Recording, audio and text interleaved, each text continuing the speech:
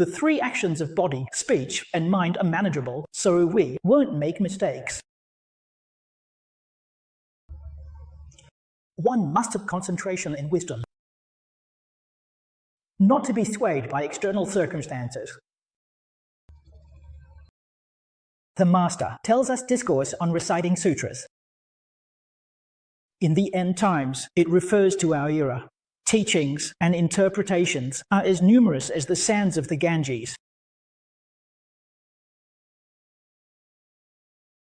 Which ones are genuine teachings? Can you recognize them?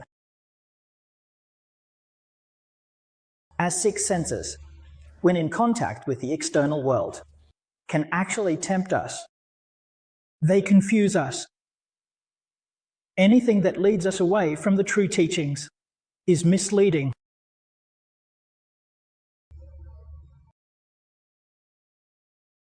Soon you arrive. Take a walk around the market.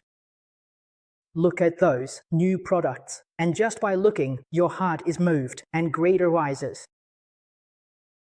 When the sense of gain and loss arises, those are all wrong thoughts.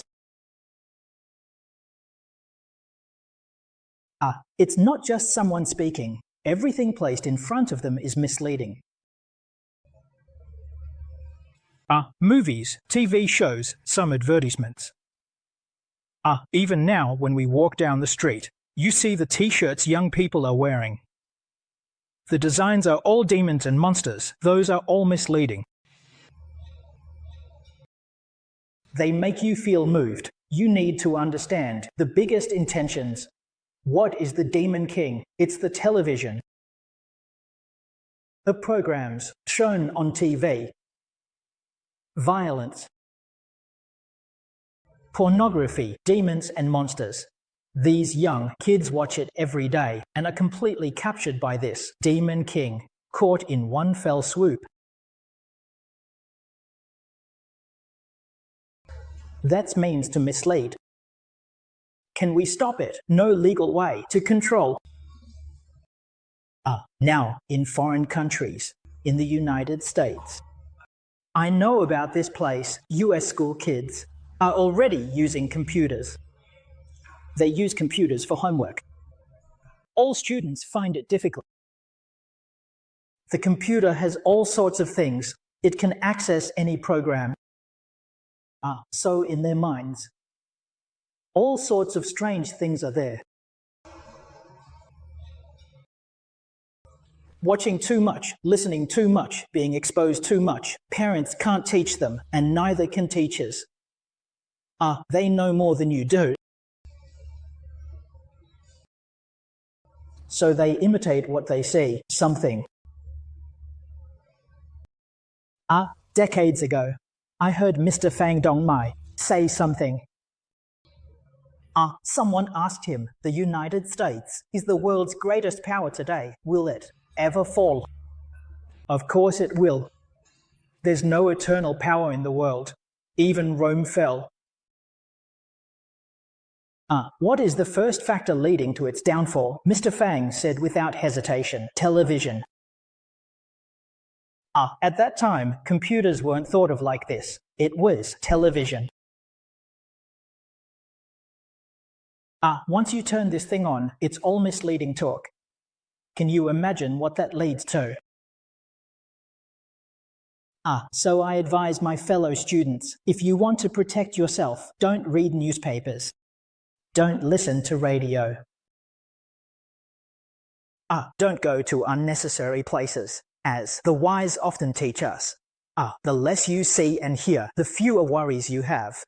If it's not necessary to know, don't answer questions. Don't seek to know. Keep your mind clear and pure. The more people there are, the more disputes arise. The more people you know, the more trouble there is.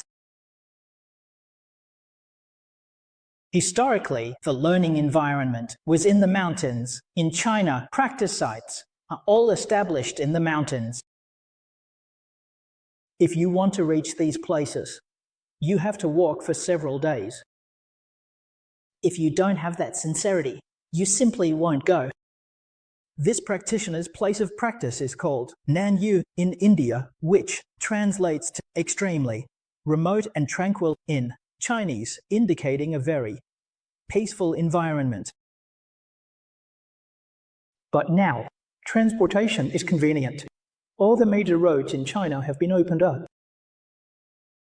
Tourists are coming in an endless stream. Can that path be used for practice?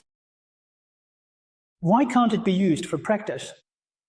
They've all become tourist attractions. From a modern economic perspective, it's great. I also agree. When I meet with the old folks, I tell them it's good to earn foreign exchange for the country. What's wrong with that? It's a good thing. True places for practice should be newly established. Find places where no one goes. We should find another place to build factories, modern schools, modern retirement villages. Using this method, the early promotion of a made-up village is a new model for the 21st century. National practice sites should use tourism as an opportunity for education. To save all beings, that is immeasurable merit. Be sure to understand how to support it. Support requires both concentration and wisdom. Without concentration and wisdom, you can't talk about Buddhism. In reality, Buddha is a person of great wisdom. Buddha is a person of great compassion. There are so many methods taught to us. We need to be able to understand Buddha's intentions and his painstaking efforts. Think about it every day. We must recite. In our morning and evening recitations, we mention it. Sorrow flat. The 4 redemptions and 10 hindrances teach us how to protect ourselves. How? Like this. The body path. Kel is meant to inspire you to develop a body-mind. The boundless beings are the ones you vow to save. You must develop this intention, and once you do, it's not for yourself. For whom does this body live in this world? I've heard many people say, nowadays people often ask, for whom do we toil and trouble in this life? This question sounds quite inappropriate. Who do you really mean? After all the hard work, it all ends up being for others. Who can take it with them?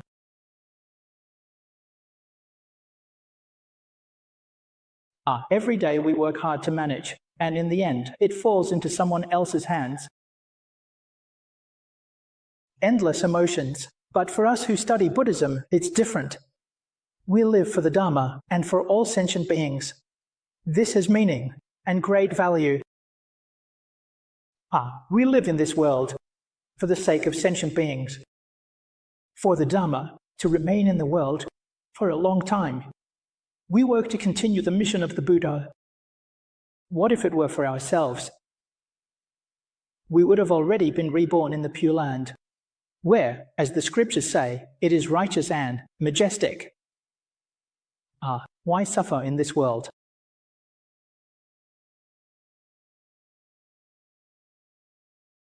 We would have left long ago. This body can still be used to do more for all sentient beings, to serve more, to help them more, even though service is indeed help. Do it without attachment.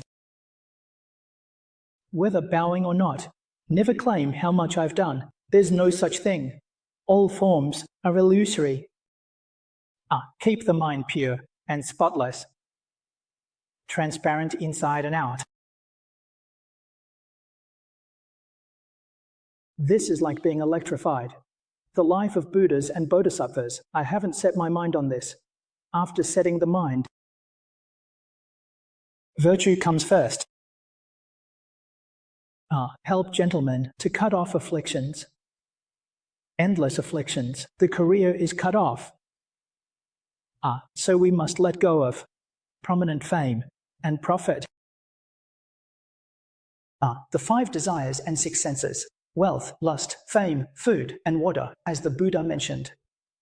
The 5 roots of hell. If you have even one, you can't escape the 3 realms.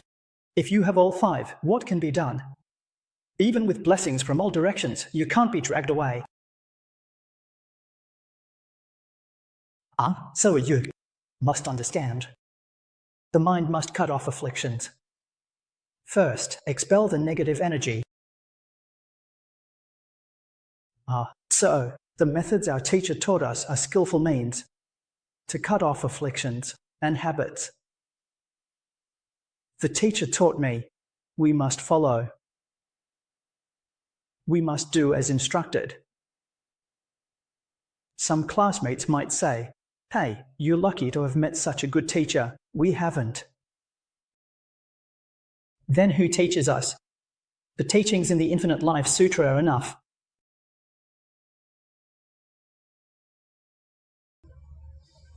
It's even more comprehensive than what my 3 teachers taught.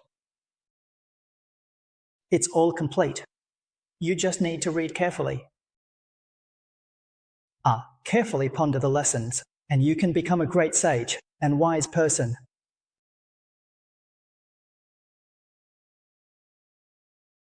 How can we say we haven't encountered a good teacher? Today, we've encountered Amitabha Buddha, the Infinite Life Sutra. Wherever the Infinite Life Sutra is, that's where Amitabha Buddha is. If you can read and recite it and follow its teachings, you are the foremost disciple of Amitabha. He often explains it very clearly. Being the foremost disciple of Amitabha is remarkable. All Buddhas will show you respect. Why? Because you are a student of Amitabha Buddha. Special treatment. Because every Buddha respects Amitabha Buddha, and by respecting Amitabha, they also respect Amitabha's students. That's true respect. Respecting Amitabha Buddha but looking down on Amitabha's students is a great disrespect to Amitabha. That kind of respect is fake. When we love someone, we also cherish the things they like. This is how you truly respect someone. We need to understand this principle. Only then will we know. How should we act? How should we cultivate? Cut off afflictions. Wisdom grows. Once wisdom grows, then you learn to impose penalties. There are countless Dharma doors to learn in the world. In other words, it's very clear. We have always focused on the Infinite Life Sutra.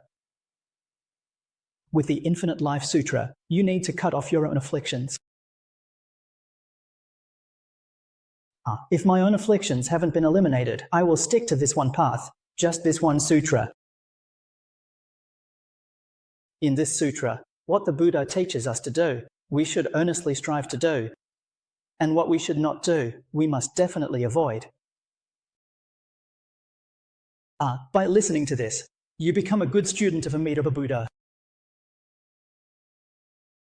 When afflictions are lightened, wisdom grows, and then you can further study and read the texts. To speak frankly, the environment we are in today is not good. The realms that our 6 senses come into contact with. There is nothing that isn't a temptation. It is a very powerful force of temptation. If you are not tempted in this environment, you are someone who has returned. You are definitely not an ordinary person. So, those who are tempted in this large environment, we need to understand that they are normal people.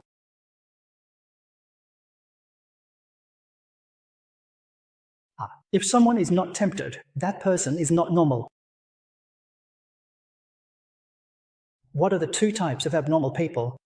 One is someone who is numb and indifferent. The other is a Buddha or Bodhisattva who has returned, not tempted. So, apart from these two types of people, you say you won't be tempted by the outside. How can one resist the temptations of fame, profit, wealth, lust, snacks, and taxes? It's not possible. So, when we see these temptations, we need to be clear-minded. We absolutely cannot blame them. They are normal people. Not extraordinary, they are normal people. If he truly becomes enlightened, then he will turn back. If he doesn't become enlightened, then he will just move on. The more lost, the kinder. Buddhist scriptures often speak of pitiful names. Therefore, I often advise people, our fellow students, that in this lifetime, Ray should hold firmly to the Infinite Life Sutra. I will focus on one path until when will I study extensively, until I reach the land of ultimate bliss. Until I reach the land of ultimate bliss, I will focus on one path. Once I reach the land of ultimate bliss, I will study extensively. I want to learn everything. I want to learn all the countless Dharma doors. Right now I can't learn them all, because if I try to learn too much now, it will become chaotic, and I won't be able to reach the Western Pure Land. Right now the most important thing for us is time for the Western Pure Land. Determined to be reborn. So in October in Sihong, the first two stages we are working hard on now, and the latter two stages will be completed in the Western Pure Land. I divided into two extremes. Learning the Dharma and achieving Buddhahood in the land of ultimate bliss. I focus on first two stages. Make a great vow to cut off afflictions. This is about being kind to oneself. The true benefit, the Buddha in this sutra, right at the beginning, presents us with the main principles. These principles are extremely, extremely important. It is said that there will be opportunities later. These principles are about being kind and having good intentions. The first point is to be kind in speech and not speak ill of other countries. We must adhere to this. Others may point out our faults. Insult us, retaliate against us, frame us, or even kill us. We absolutely must not complain. We must understand not to blame heaven or others. Even if there is a little bit of resentment, the mind should always remain pure and equal. Then you become enlightened. Just like Master Yingguan taught me, I should face this difficulty in my life. You should accept it. What is there to blame heaven or others for? Accept it willingly and gladly. It reduces calamities. You need to remove your own obstacles, eliminate your own karmic hindrances. You see, when we change our mindset like this, the person who framed me, insulted me, or slandered me is no longer guilty. Not only are they not guilty, they are just, because they helped me achieve the perfection of patience. They also helped me reduce calamities, which is a great kindness and virtue. If we harbor a worldly mindset of hating and seeking revenge, it becomes an endless cycle of retribution. This is wrong. So, the difference between the mindset of a Buddha or Bodhisattva and a worldly mindset is just a single thought. Once you change your perspective, there is no one in the world who isn't a good teacher. If you can't change your perspective, even Buddhas and Bodhisattvas aren't seen as good teachers. How many people have insulted me and insulted the Buddha? Amitabha Buddha is the king among Buddhas. Just look at how many people slander Amitabha Buddha. Even Amitabha Buddha is slandered. So what are we, the little disciples of Amitabha Buddha, compared to that? We must understand this principle. So we must resolve to uphold virtue and fulfill our vows. To cultivate our own virtues and moral integrity. This is truly beneficial for yourself. No matter what others say, we praise others. We are supportive of others.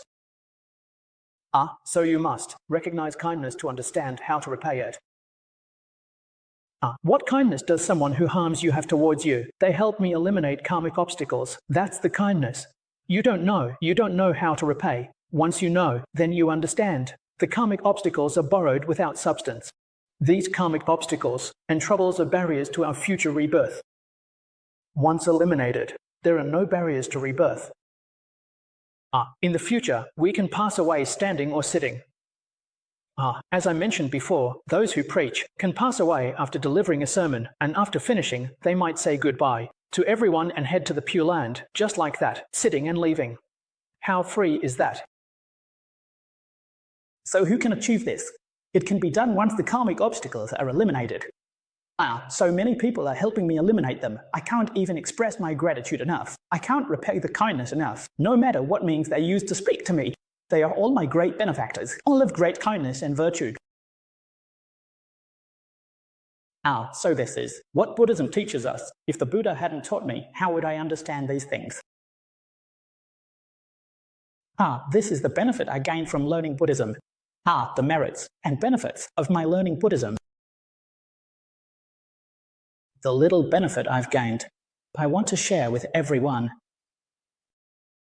You all should strive for this, and you'll find peace of mind in this life. No worries, no attachments, no troubles.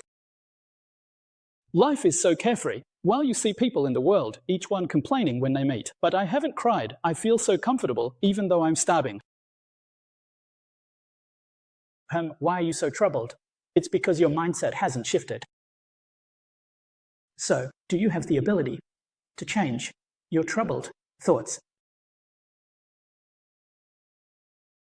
My life gets better each year, and each year my writing becomes clearer.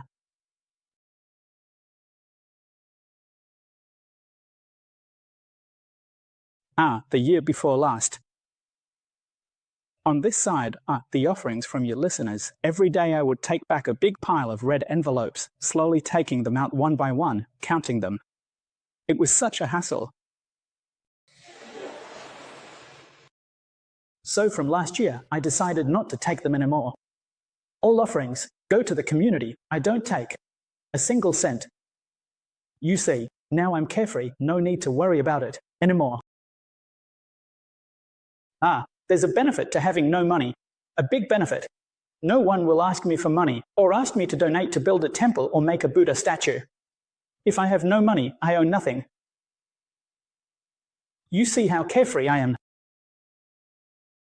I don't even have any teachings now. People say, you're a Dharma teacher, you must have tapes, videos, and scriptures. But no, I don't have a single one. If there's no money, there's nothing to do about it. Hey, you ask where to get medicine. Do they have it at the Junshi Lin Medicine Society? You see how carefree and happy I am. The direction of 10,000 moons. Not a speck of dust. Truly, living a life of great freedom. Understanding this, protection of the Dharma. Knowing how to uphold the Dharma, if you understand how to protect yourself, you are a wise person. Sai, you have entered the Bodhisattva path. So in Buddhism, generally speaking, the most common representation of the Dharma is this protection. Chinese Buddhism, indeed, far surpasses at one point. We need to understand this. After Buddhism was introduced to China, not only did it flourish and bear fruit, but it also far exceeded India.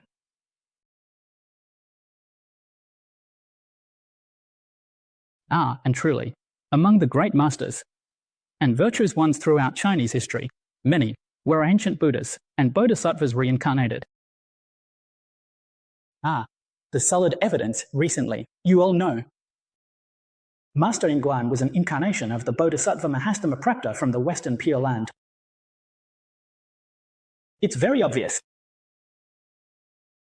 Historically it is recorded that Master Jija was a reincarnation of Shakyamuni Buddha. May you have eternal life and longevity. Amitabha, come again. Master Fu was the Bodhisattva of theory, returned again. The cloth bag monk also, Maitreya Bodhisattva reincarnated. Buddhas and Bodhisattvas appeared in China.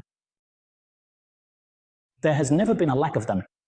Through the generations, the Buddhas and Bodhisattvas have a special fondness and care for the people of this region. And there's a reason for it. The people in this region are prone to enlightenment, and many have become enlightened. That's why the Buddhas and Bodhisattvas respond to the Taoist teachings. In our Chinese temples, it's different from the Indian temples. When you go to China and enter a traditional Buddhist building, as soon as you step in, the first building, Jianhuo,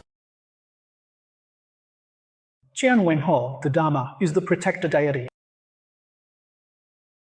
What does offering mean? It means to take care of yourself.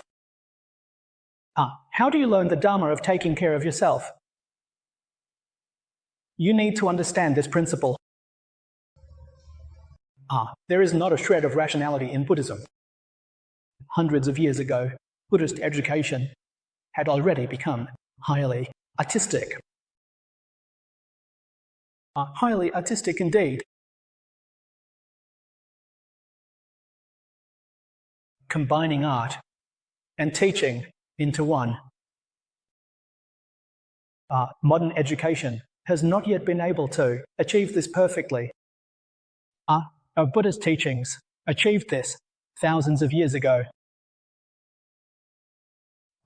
This cannot be accomplished without superior wisdom.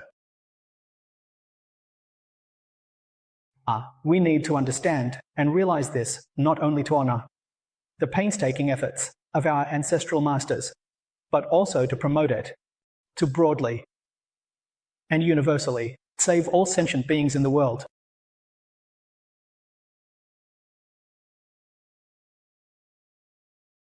The teaching of Buddhism need words.